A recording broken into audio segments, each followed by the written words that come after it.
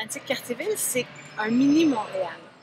C'est vraiment, là, on est au cœur de la ville, puis on a tout.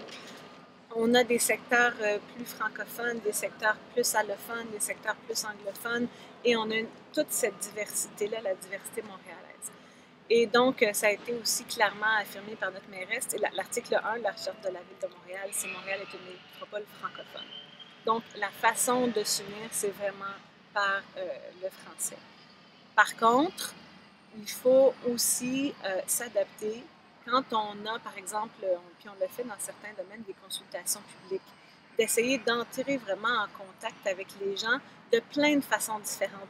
Parce que ça se peut que sur un site Internet, ils ne se sentent pas interpellés.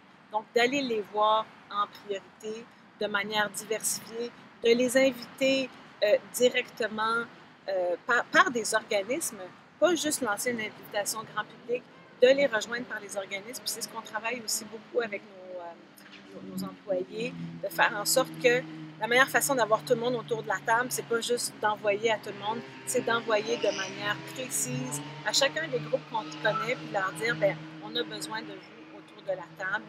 Et c'est beaucoup d'ailleurs ce qui a été fait en culture depuis de nombreuses années dans notre arrondissement.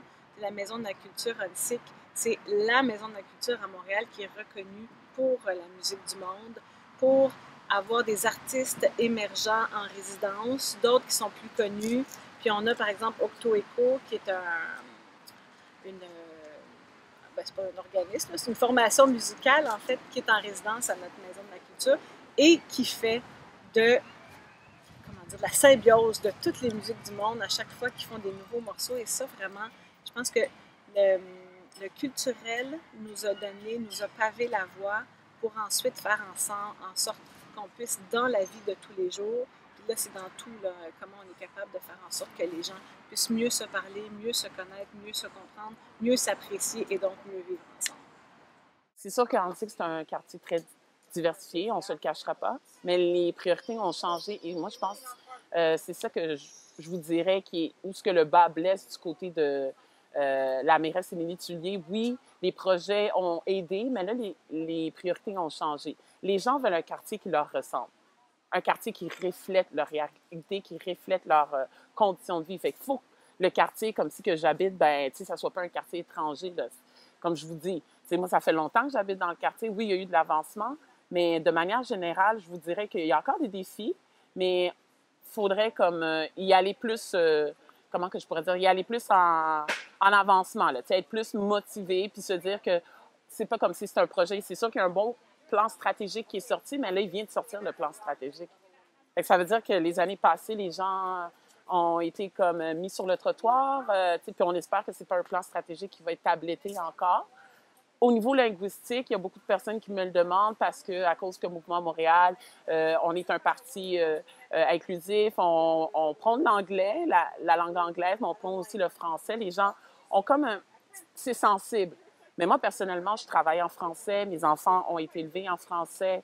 Je suis très francophone. Je discute toujours en français. Fait que moi, je vois pas pourquoi que je me sentirais menacée avec ces enjeux-là. Fait que tout est une question de perception.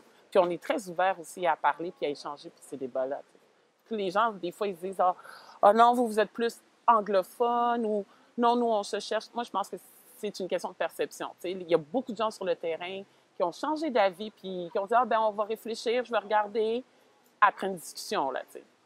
C'est un enjeu très important et la conseillère de Bordeaux-Cartierville, Effie Gianou, c'est quelque chose qui lui tient vraiment à cœur. On aimerait ça vraiment tisser de véritables liens avec toutes nos communautés parce qu'il y en a plusieurs qui habitent le quartier.